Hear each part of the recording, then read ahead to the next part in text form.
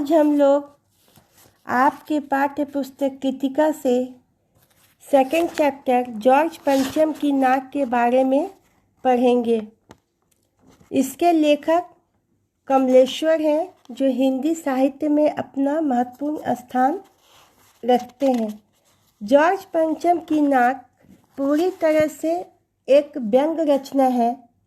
इसमें हम हिंदुस्तानियों के ऊपर, भारतीयों के ऊपर व्यंग किया गया है कि जो भारतीय होते हैं उनको दिखावा करने की कितनी बुरी तरह आदत होती है। इस पूरी कहानी में क्या है कि रानी एलिजाबेथ वो हिंदुस्तान आना चाह रही है, और जब रानी एलिजाबेथ हिंदुस्तान आना चाह रही है तो भारतीयों को लग रहा है कि उनके स्वागत की पूरी अच्छी तरह से तैयारी की जाए, कहीं कोई कमी नहीं हो।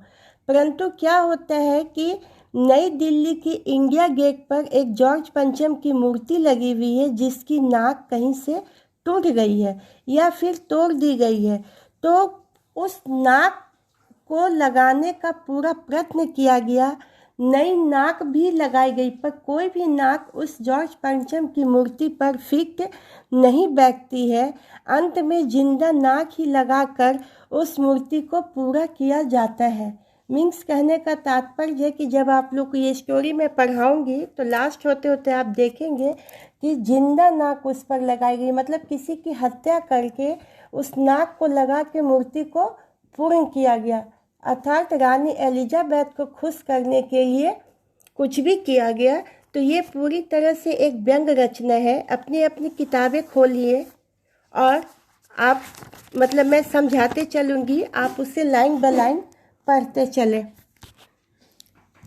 तो चलिए सब स्टार्ट करते हैं हम लोग कि इंग्लैंड की रानी एलिजाबेथ द्वितीय, उनका था कि भारत आना था, और वो भारत, पाकिस्तान, श्रीलंका, उनको 4-5 देशों के दौरे पर जाना है।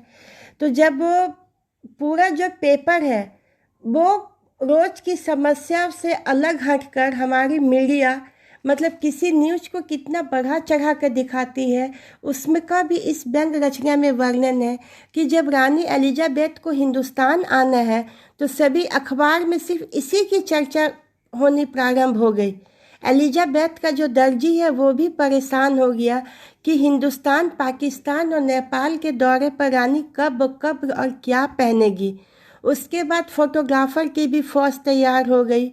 उसके बाद अखबार में यहाँ तक कि अभी रानी आई भी नहीं है, और रानी के आने के पहले ये कि रानी जब भारत आएंगी तो हल्के नीले रंग का सूट पहनेंगी, जिसका रेशमी कपड़ा हिंदुस्तान से मंगाया गया है, और जिसमें करीब 450 पाउंड का खर्च आया है। उसके बाद पूरे हिंदुस्तानी अखबार जो उस समय के थे उसमें पूरा रानी एलिजाबेथ की जन्म पत्री भी छप गई। उनकी जन्म पत्री का कहने का अर्थ है कि उनके साथ कितने नौकर आएंगे, कितने खानसामा मतलब जो भोजन बनाता है, उनके साथ कितने उनके बॉडीगार्ड्स भी रहेंगे, उन सब के बारे में भी अखबारों में छपा। उसके बाद यहाँ तक कि अखबारों में शाही महल में जो कुत्ते रानी के साथ आएंगे, जो कुत्ते वहाँ रहते हैं, वो कुत्तों की फ़ोटो को भी अखबार में जगह मिला। उसके बाद रानी जो सूट पहनेगी तो उस ज़माने के हिसाब से 5,000 का वो सूट होता, तो वो 5,000 का सूट पहनकर रानी दिल्ली के पालम हवाई अड्डे पर उतरेंगी। तो मतलब कि चारों तरफ सिर्फ रानी के आने के ही चर्चा है। लोग भी, जैसे कि आज हम लोग किस चीज़ की चर्चा कर रहे हैं, राम मंदिर बनने की चर्चा कर रहे हैं, भूमि पूजन की चर्चा कर रहे हैं। आप टीवी खोलिए तो बाकी कोरोना अभी कुछ दिन राहत लिए हुए है, कहाँ कितना एक छोटा सा न्यूज़, लेकिन राम भूमि पूजन को कल तक के न्यूज़ में सबसे बड़ा कवरेज मिला हुआ था। तो उसी समय के, तो ये कोई आज की बात नहीं है, मीडिया का काम है कि आज से 70-80 साल, 100 साल पहले भी जब भी रानी भारत आई थी तो उस समय भी मीडिया को यही काम था कि रानी कब क्या पहनेंगी, उनके कुत्ते कैसे हैं, उनकी बावर्ची खासनामों की फौज कितनी है, ये सब से पूरा अखबार भरा हुआ था। तो अब रानी आ रही हैं तो पूरी दिल्ली में तैयारी शुरू हो गई है, और उसके बाद है कि पूरा नई दिल्ली की सड़कों को पूरा चमकाया जा रहा है, गड्ढे भरे जा रहे हैं। उसके बाद जितने भी रानी जिस जिस जगह से गुजरेंगी तो वो वहाँ जो जो बिल्डिंगें थी उन सबको फिर से नया रंग लगा के चमकाया गया।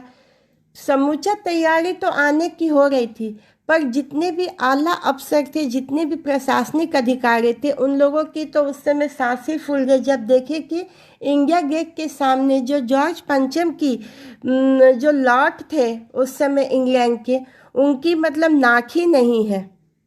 हालांकि उस मूर्ति के चारों तरफ पहरेदार थे, फिर भी उनकी नाक कट चुकी थी। मीन्स किसकी? जॉर्ज पंचम की। अब है कि इससे तो बहुत परेशानी हो गई। अब जो देशभक्त लोग हैं, वो जितने भी आला अफसर, बड़े बड़े अफसर, सब की एक मीटिंग बुलाई गई और एक मतलब कि ये बहुत बड़ी परेशानी की तरह इसको लिया गया। अब क्या किया जाए? अब सब अफसर बोल रहे कि नहीं, मूर्ति पर नाक तो लगनी ही चाहिए, क्योंकि ये हम लोगों के इज्जत का बात है। तो एक मूर्तिकार को हुक्म दिया गया कि वह पूर्ण दिल्ली में हाजिर हो। तो फिर उसके बाद क्या था कि मूर्तिकार बहुत बड़ा कलाकार था, उससे जॉर्ज पंचम की नाक लगाने को कहा गया। तब मूर्तिकार ने पूछा कि यह कब और कहाँ बनी थी, पत्थर कहाँ से लाया गया था। तब पूरा जितने भी पुरातत्व विभाग की फाइल है उसको खोजा गया, तो पता चला कि फाइल में तो अब कुछ भी नहीं है। तो मूर्तिकार को बोला गया अब जो भी करना है तुम ही को करना है, हम लोग की इज्जत बचाओ। तब फिर है कि मूर्तिकार हिंदुस्तान का हर पहाड़ पर गया, वैसा ही पत्थर खोजने का प्रयास किया, पर उसको उस किस्म का पत्थर कहीं नहीं मिला। उसको लगा कि पत्थर तो विदेशी है। फिर मूर्तिकार हार नहीं मानता है। वो मतलब कि ये अफसरों की सहमति से अन्य नेताओं की मूर्ति से जॉर्ज पंचम की नाक का मिलान शुरू करता है। दिल्ली से मुंबई, दादा भाई नौरोजी, तिलक, शिवाजी, सब का नाक देखा। फिर गुजरात में गांधी जी, सरदार पटेल, विट्ठल भाई पटेल, महादेव देसाई, सब की मूर्ति को देखा। पर उधर से वो बंगाल गया, वहाँ रविन्द्रनाथ टैगोर, सुभाष चंद्र बोस, राजा राममोहन, सबकी मूर्ति को देखा। पर वो मतलब कि बिहार, उत्तर प्रदेश में जितने भी प्रसिद्ध नेता थे सबकी मूर्ति को वो देखा, पर वो मतलब कि जो सो कहीं भी वह जॉर्ज पंचम की नाक और उन मूर्तियों की जो नाक थी वो मेल नहीं खा रही थी। ठीक है ना? तो आकर के फिर दिल्ली में वो अफसरों से मिलता है, बोलता है कि पूरे हिंदुस्तान को मैंने छान लिया, सबकी मूर्तियां देख आया, पर जॉर्ज पंचम की नाक से सब की नाक क्या है, वो बड़ी ही निकली। फिर सब बहुत निराश हो गए। फिर मूर्तिकार अभी भी साहस नहीं छोड़ा। वो बोला कि बिहार सेक्रेटरीट के सामने 42 में शहीद होने वाले बच्चों की मूर्तियां स्थापित है, शायद बच्चों की नाक फिर भीग जाए। वो उन मूर्तियों से भी वो नाक निकालने का सोच करके पहुंचा, पर लेकिन वहाँ भी है कि जॉर्ज पंचम की नाक इतनी छोटी है कि उन बच्चों की नाक भी वहाँ बड़ी निकल गई। तो फिर जब बड़े अफसरों तक बात पहुँचती है कि अब ये लोग एकदम टेंशन में हैं कि अगर महारानी एलिजाबेथ भारत आ जाती है और उस दिन तक जॉर्ज पंचम की नाक नहीं लगी तो फिर रानी की स्वागत करने का क्या मतलब होगा? हम लोग की तो नाक ही कट जाएगी कि हम लोग जॉर्ज पंचम की मूर्ति को भी ठीक से बचा नहीं पाए, उनकी नाक को नहीं बचा पाए। फिर उसके बाद है मूर्तिकार फिर भी हार नहीं मानता है और कमेटी के साथ जो बैठक होती है उसमें भी मूर्तिकार उपस्थित रहता है और उसने एक अपनी नई योजना पेश की कि चूँकि जॉर्ज पंचम की जो मूर्ति है उस पर नाक लगना एकदम ज़रूरी है, क्योंकि यह मतलब कि 30 करोड़ 40 करोड़ हिंदुस्तानियों की इज्जत का सवाल है।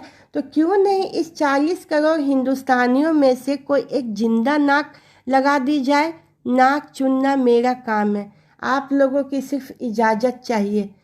तो सब अफसर लोग कानाफूसी करते हैं, फिर मूर्तिकार को इजाज़त दे दिया जाता है और अखबारों में सिर्फ इतना ही छपता है कि रानी के आने के पहले ही इतना बड़ा मसला हल हो गया, सो जॉर्ज पंचम की नाक लग रही है।